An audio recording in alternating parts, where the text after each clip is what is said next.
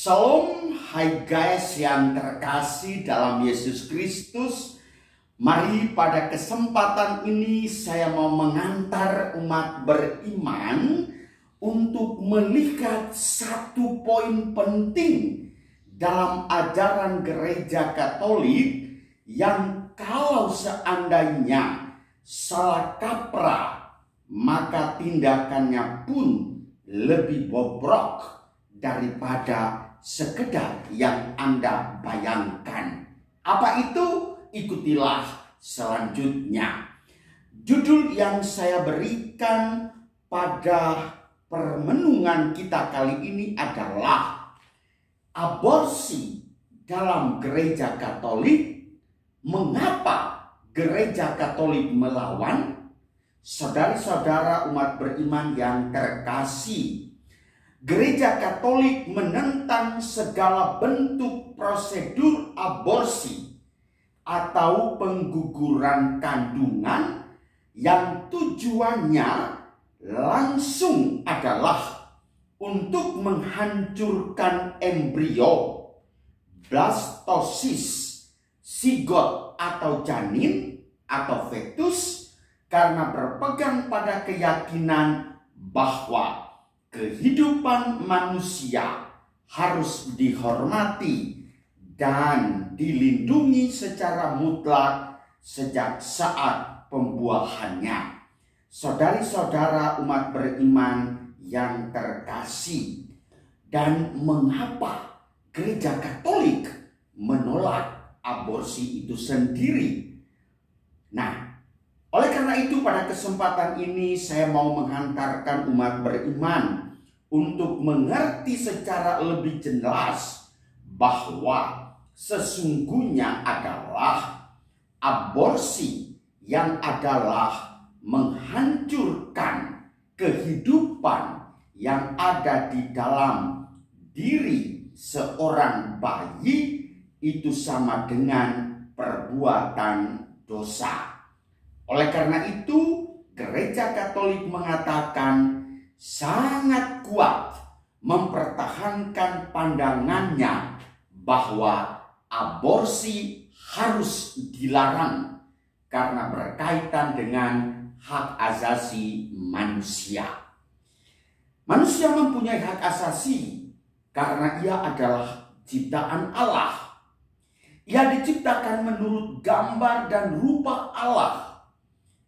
Hak asasi itu datang dari kodratnya sebagai manusia dan menyatu lekat dengan martabatnya sebagai manusia.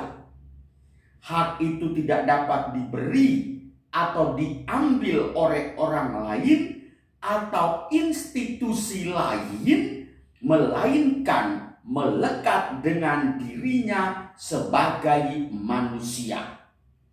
Sejak manusia ada, hak itu melekat padanya dan akan hilang bersama perginya manusia dari dunia ini ketika maut menjemput. Bagi seorang manusia, hidup adalah nilai fundamental untuk dapat merealisasikan nilai-nilai lainnya. Maka hak untuk hidup itu menjadi syarat utama dan mendasar ketika berbicara mengenai hak asasi manusia. Biarkanlah dia hidup. Mengapa Anda mendahului kehidupan dengan membunuh? Manusia diciptakan menurut gambar Allah. Dan dalam kitab suci dikisahkan bahwa Allah melarang melakukan pembunuhan terhadap sesama. Berdasarkan kenyataan inilah, maka gereja menganjurkan agar pewartaan akan luhurnya pribadi manusia harus terus diwartakan karena manusia adalah luhur. Saudara-saudari umat beriman yang terkasih, lalu bagaimana dengan umat Katolik yang sudah melakukan aborsi? Gereja menyediakan sakramen tobat. Dan ingat, dalam kitab hukum kanonik pemberian absolusi penitensi ini berada di dalam kuasa pemimpin gereja lokal, yaitu Bapak Uskup. Nah, Paus Yohanes Paulus II dengan sangat indah, dengan penuh kebapaan menganjurkan kepada umat beriman sekalian bahwa karena gereja menyadari terdapat banyak faktor yang menyebabkan seorang wanita melakukan aborsi, maka gereja mengajak para wanita untuk menghadapi segala yang terjadi dengan jujur. Jangan ada dusta di antara kita. Perbuatan aborsi tetap merupakan perbuatan yang sangat salah dan dosa. Namun juga janganlah berputus asa dan kehilangan harapan. Datanglah kepada Tuhan dalam pertobatan yang sungguh dalam melalui sakramen pengakuan dosa. Percayakanlah kepada Allah Bapa jiwa anak yang telah diaborsi. Dan mulai sekarang junjunglah kehidupan. Entah dengan komitmen mengasuh anak-anak yang lain, atau bahkan menjadi promotor bagi banyak orang agar memiliki pandangan yang baru dalam melihat makna kehidupan manusia. Lihat Evangelium Vitae nomor 99. Anjuran ini juga berlaku bagi para dokter, petugas medis, atau siapapun yang pernah terlibat dalam tindakan aborsi. Entah dengan menganjurkannya ataupun dengan melakukan atau membantu proses aborsi itu sendiri. Semoga semakin banyak orang dapat melihat kejahatan aborsi sehingga tidak lagi mau melakukannya. Saudara-saudari umat beriman yang terkasih, saya mengakhiri paham ini dengan sebuah sharing pengalaman.